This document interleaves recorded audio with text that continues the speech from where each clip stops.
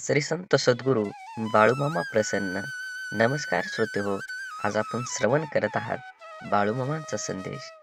आजचा हा बाळूमामांचा संदेश तुमच्या समोर आलेला आहे. याला दुर्लक्ष करू नका.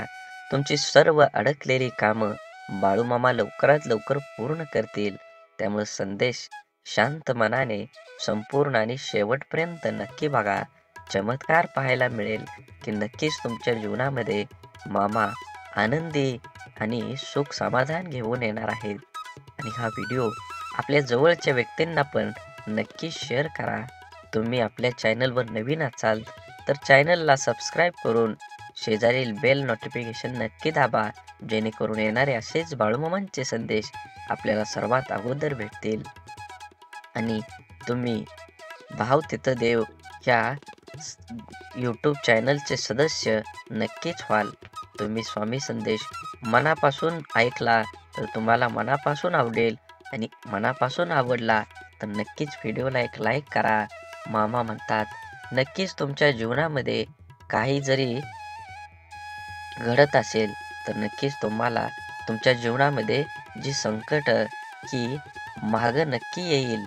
फक्त संकटातून तुम्हाला नक्कीच मोठा आणि वेगळा अनुभव नक्कीच येणार आहे.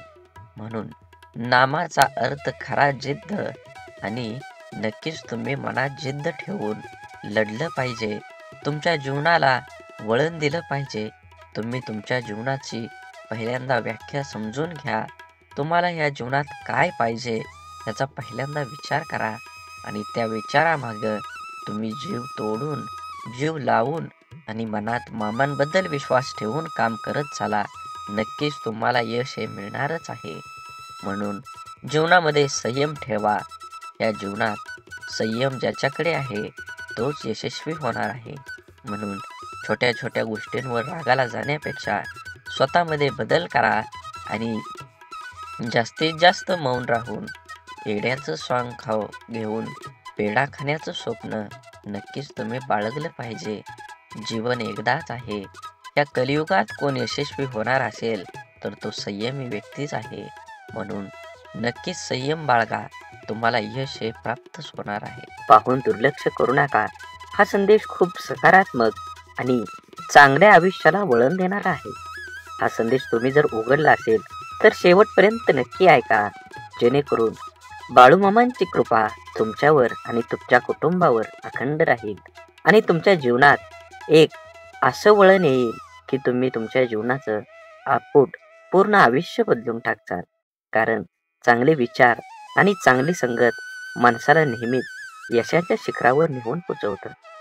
असेच बाळूमामांचे संदेश आपल्यापर्यंत पोहोचण्यासाठी पहिल्यांदा व्हिडिओला लाईक करा. चॅनलवर नवीन असाल तर चॅनलला सबस्क्राईब करून शेजारील बेल आयकॉन नक्की प्रेस करा, जेणेकरून येणारे असेच बाळूमामांचे संदेश आपल्याला सगळ्या अगोदर भेटतील. आणि व्हिडिओ आवडला तर कमीत कमी आपल्या प्रियजनांना शेअर नक्की करा, आणि कमेंटमध्ये बाळूमामा प्रसन्न लिहायला विसरू नका. श्रीकृष्णाला गीता कोणालाही सांगता आली असती, पण त्याने फक्त अर्जुनाला सांगितले.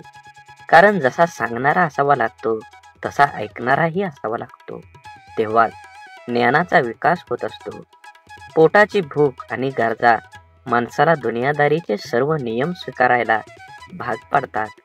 कर्तृत्व आणि जगणं असं असावं.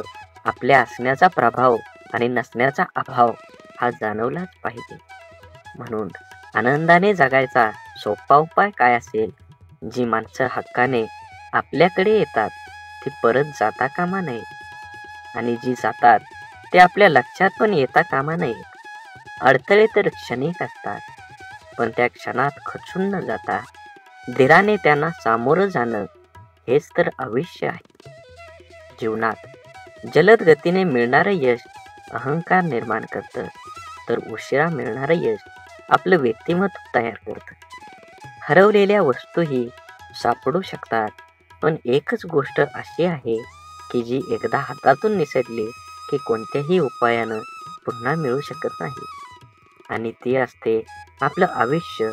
म्हणूनच मनसोक्त जगा, पण शेवटी लक्षात ठेवा, माणुसकी धर्म हा कधीही सोडू नका. काटा जरी काट्यासारखा वागला तरी फुलानं आपलं फुलणं सोडायचं नसतं. जीवनाचं रस्तं खडतर असलं तरी रस्ता बदलून का होईना परंतु चालणं सोडायचं नसतं. एखाद्या अडचणीत माणूस कामाला आला नाही म्हणून एकदा जोडलेलं नातं लगेच तोडायचं नसतं. हीच खरी मैत्री आणि हीच खरी नाती. जोडलेलं जपायला जमलं आणि जगणं जमलं हे आयुष्य एकदम सोपं होऊन जातं. परकेपणाच्या दुरावावर आपुलकीची फुंकर घातली ना की दुरावलेली नाती जवळ येण्यास वेळ लागत नाही. सोडून दिलेल्या भावना ह्या विरघळलेल्या चॉकलेट सारख्या असतात. फ्रीजमध्ये ठेवल्यानंतरही पुन्हा पहिल्यासारख्या आकार घेत नाही. म्हणून दुरावा कोणतंच नातं संपवत नाही आणि जवळीक कोणतीही नातं घट्ट करत नाही. तर नात्याची घेतलेली काळजी आणि केलेला सन्मान यामुळेच नातं अधिक मजबूत होतं आणि टिकत देखील राहतं. त्यामुळे नात्यांची काळजी घेत राहा. तुमचा आजचा दिवस निरोगी आणि आनंदी आणि यशस्वी जावो हीच बाळूमामांच्या चरणी माझी प्रार्थना. बाळूमामा म्हणतात, नक्कीच तुम्ही तुमचं जीवन हे चांगल्या पद्धतीनं जगलं पाहिजे. आयुष्यात अशा माणसांचं असणं खूप आवश्यक असतं ज्याला मनाची परिस्थिती सांगण्याची शब्दांची गरज नसते. विश्वासघात करणाऱ्या माणसाला जाब विचारण्यापेक्षा त्या माणसाची बोलणं सोडणं हीच त्या व्यक्तीसाठी मोठी शिक्षा असते. माणसाला कधी कधी पाठीमागं लागलेली संकटेच पुढे जाण्याचा मार्ग मोकळे करतात. म्हणून कधी कुणावर विश्वास ठेवू नका आणि ठेवलात तर त्याच्यावर 100% ठेवा. गरजा आणि इच्छा यामध्ये खूप फरक असतो आणि त्यांचा समतोल साधताना संपूर्ण आयुष्य निघून जातं. कधी कुणावर जास्त अवलंबून राहू नका. चालता चालता लोक विश्वासघात करतात हो. शब्द देऊन आस निर्माण करण्यापेक्षा साथ देऊन विश्वास निर्माण करणं हे सगळ्यात जास्त महत्त्वाचं. आयुष्य एकदाच मिळतं, जगायला शिकलं पाहिजे. माझा जन्म गरीब घरात झाला. माझ्याजवळ खानदानी संपत्ती नाही, जमीन नाही. परिस्थितीमुळे मला योग्य शिक्षण मिळालं नाही. ह्या आणि अशा कित्येक सबबी पुढे करणं, त्यावर चर्चा करून आता हातात आहे तो वेळ सुद्धा वाया घालवणं म्हणजे दुःखाचं, अपयशाचं, अधोगतीचं खापर दुसऱ्यांवर फोडणं. दुसऱ्याची सहानुभूती मिळवून मनाचं समाधान करून घेणं हा वेडेपणा आहे. ज्याला आयुष्यात काही करायचंच नाही तो असे बहाणे शोधत असतो. ज्याला आयुष्यात काही मिळवायचं आहे, फक्त जगायचं नाही तर आनंदानं जगायचं आहे, तो कारण न सांगता आहे त्या परिस्थितीत आजूबाजूला लपलेल्या संधी शोधतो. एक माणूस पंखा साफ करण्यासाठी स्टूलवर एक पाय ठेवतो, तेवढ्यात दुसरा पाय ठेवणार, स्टूल तुटतो. तो माणूस वैतागतो, चिडचिड करतो, पण त्याची बायको म्हणते, तुमचं नशीब खरंच खूप चांगलं आहे, स्टूलवर चढल्यावर नाही तुटला, नाहीतर स्टूल बरोबर तुमचाही पाय तुटला असता. घटना एकच आहे पण दृष्टिकोन दोन आहेत. विचारांची दिशा बदलली की दुःख, अपयश जीवनात जिंकायला, आनंदाने जगायला शिकवतात. म्हणून जगणं निरंतरक म्हणतो तो बेमान आहे. हवं ते घेता आलं पाहिजे. आयुष्य हे खूप मोठं दुकान आहे. आयुष्यात काय मिळवायचं आणि काय सोडून द्यायचं हे ठरवता आलं की जगणं कसं सोपं होतं. आयुष्यात आपल्याला जे नको असतं, जे आपण अगदी निग्रहाने टाळत असतो, तेच पुन्हा पुन्हा आपल्या पुढं येतं. असं होतं का? कारण जे आपल्याला नको असतं तिकडे आपण नको तितकं लक्ष देतो. त्या गोष्टींना आपण नको तितकं महत्त्व देतो.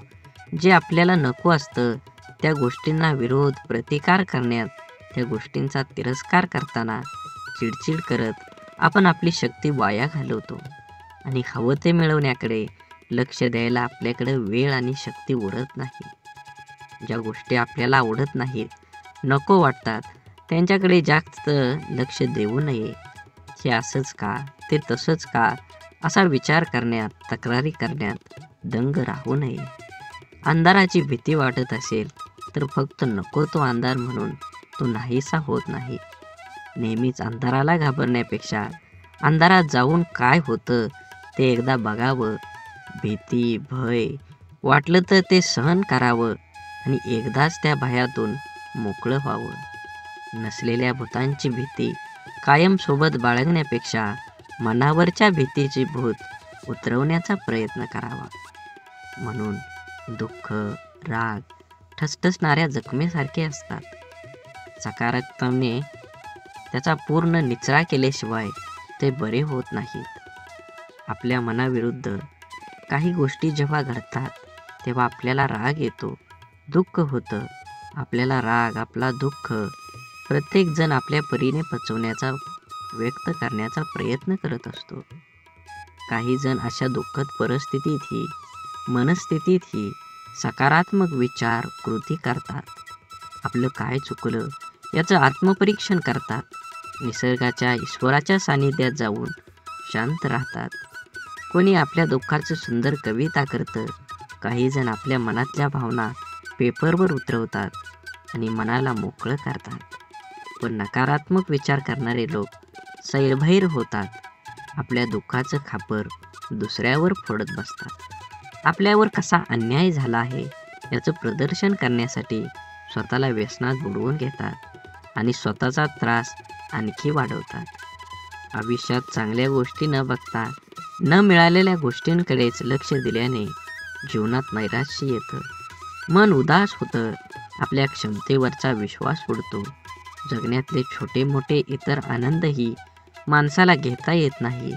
आयुष्यात आपल्याला हवं ते मिळण्याचे असंख्य अगणित मार्ग आणि पर्याय असतात. आयुष्यात काही मिळवायचं असेल, आनंदात जगायचं असेल तर आयुष्याचं मोल जाणून घ्यावं लागतं. स्वतःची किंमत ओळखता यावी लागते. स्वतःच्या क्षमतेवर, योग्यतेवर विश्वास असावा लागतो. जीवनात यश हवं असेल आणि आनंदी जीवन जगायचं असेल तर आपली मानसिकता ही सकारात्मक असायला हवी. जग जसं आहे तसे ते सर्वांना सारखंच आहे. आपल्यासाठी वेगळं व इतर लोकांसाठी वेगळं नाही. दुःख, अपयशी व्यक्ती या जगातच राहतात आणि सुखी, यशस्वी व्यक्ती ही या जगातच राहतात. मग हा जो बदल आहे तो फक्त आणि फक्त आपल्या मनोवृत्तीचा आहे. जीवनात घडणाऱ्या घटकांकडे, आपल्या समोर आलेल्या आव्हानांकडे बघण्याची आपली मानसिकता यावर सर्व काही अवलंबून असतं. आपलं मन हे सुपीक जमिनीसारखं असतं. त्यात जे पीक हवं आहे त्याचं बीज जर नाही पेरलं तर नको असलेलं गवत आपोआप न पेरता मोठ्या प्रमाणात उगवायला लागतं. म्हणून ज्या गोष्टी आपल्याला हव्या आहेत त्याचंच बीज आपल्याला पेरता यायला हवं. ज्या प्रकारची माहिती आपण वाचतो, ऐकतो, बघतो त्याचप्रमाणे आपली मानसिकता तयार होत असते. म्हणून जीवनात चांगली माहिती वाचण्याची सवय मनाला लावणं हे खूप आवश्यक आहे. हे असं असावं, ते तसं पाहिजे अशा उणिवा काढून कुरकुर करत असण्यापेक्षा आपली मानसिकता सकारात्मक करून जीवनाचा पूर्णपणे आनंद घ्यायला हवा. जीवन हे क्षणभंगूर आहे. जीवन एकदाच मिळणार आहे. म्हणून जीवनाचा परिपूर्ण आनंद घ्या. परिस्थिती हाताळण्याचं कौशल्य असले की माणूस जीवनात हार मानत नाही. आपण ज्या परिस्थितीत आहोत, या परिस्थितीत का आहोत याची अनेक कारणे आपण देऊ शकतो. कारण देणं सोपं असतं, कठीण असतं ते कुठलंही कारण न सांगता लढणं. कसं जगायचं याचं दोन मार्ग असतात. पहिला मार्ग म्हणजे परिस्थितीसमोर हार मानून सोडून देणं. दुसरा मार्ग म्हणजे काहीही कारण न सांगता लढत राहणं. एकदा दोन बेडूक रस्त्यानं उडत चालत होते. एकदम चक्रीवादळ आलं आणि त्या बेडकांना उचलून एका पातेल्यात टाकलं. त्या पातेल्यात दूध होतं आणि ते पातेलं होतं चुलीवर. दूध गरम असल्या कारणाने पहिला बेडूक म्हणतो, आता आपण बाहेर जाणं शक्य नाही, आता आपण मरलो. म्हणून त्यानं उड्या मारणं सोडून दिलं. पण दुसरा बेडूक अतिशय आशावादी होता. त्यानं त्या दुधामध्ये, त्या भांड्यात उड्या मारायला लागला. भरपूर वेळा उड्या मारल्या तरीही तो आशावादी असल्यामुळं बराच वेळ उड्या मारत राहिला. गुदमरून मारण्यापेक्षा स्वतःला सिद्ध करायला तो उड्याच मारत राहिला.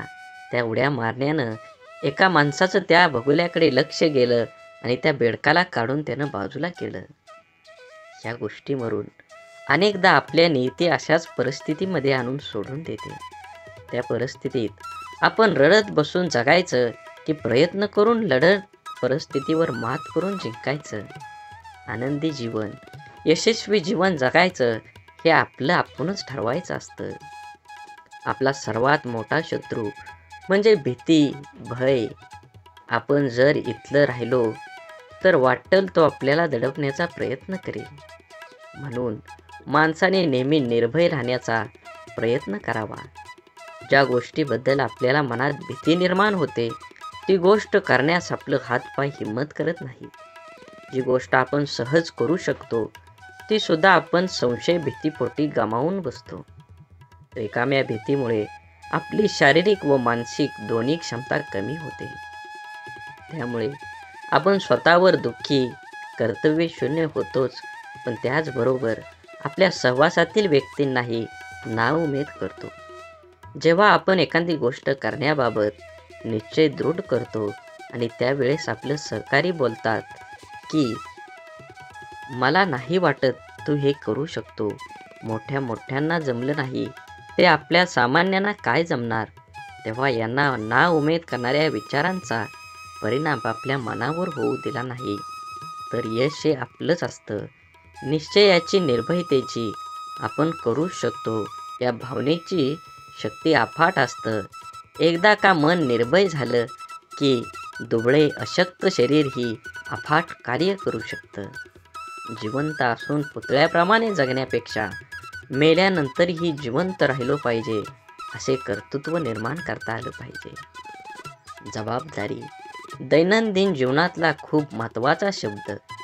अगदी बालपणापासून जे जीवनाच्या शेवटपर्यंत सोबत असतो ती जबाबदारीच आपल्याला आयुष्यात जगायला शिकवते. जबाबदारीचं ओझं अंगावर पडलं की आपण हळूहळू मोठं व्हायला लागतो. सगळ्या गोष्टींची किंमत आपल्याला समजायला लागते. जेव्हा न कळत अचानक एखादी जबाबदारी आपल्यावर येते तेव्हा तिला सामोरं जाण्याचं सामर्थ्य आपल्यात कुठून येतं हे स्वतःला ही कधी कधी कळत नाही. कौटुंबिक, सामाजिक, भौतिक आणि वैयक्तिक अशा सगळ्या जबाबदाऱ्या आपण कळत न कळत पार पाडत असतो. काही जबाबदाऱ्या आपल्याला माहीत असतात त्यामुळे आपण त्याबद्दल विचार करून ठेवलेला असतो. परंतु जीवनात कधी कधी अचानक अनपेक्षित काही जबाबदाऱ्या आपल्या खांद्यावर येऊन पडतात. तेव्हा खरी आपली परीक्षा असते की त्या जबाबदाऱ्या आपण कशा पार पाडतो. तेव्हा आपलं मन, बुद्धीची शक्ती, विचार करण्याची पद्धत समजते. काळजी घेऊन, मन लावून, विश्वासाने एखादं काम पूर्ण म्हणजे आपली जबाबदारी स्वीकारणारे माणसं जीवनात कधीच हार मानत नाही. एकतर ते जिंकतात किंवा शिकतात. जबाबदारी स्वीकारली पाहिजे.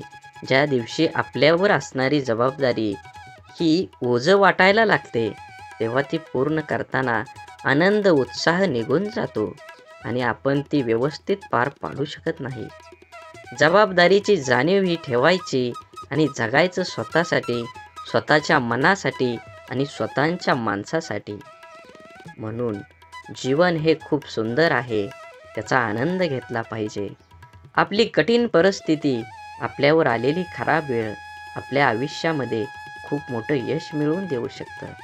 फक्त त्या परिस्थितीत स्वतःला कमजोर होऊ न देता सकारात्मक दृष्टिकोनानं सामोरं जाणं अत्यंत महत्त्वाचं आहे. बोला बोला बाळूमामांच्या नावानं चांग भलं. झाडे लावा, झाडे जगवा, माती वाचवा, पाणी वाचवा.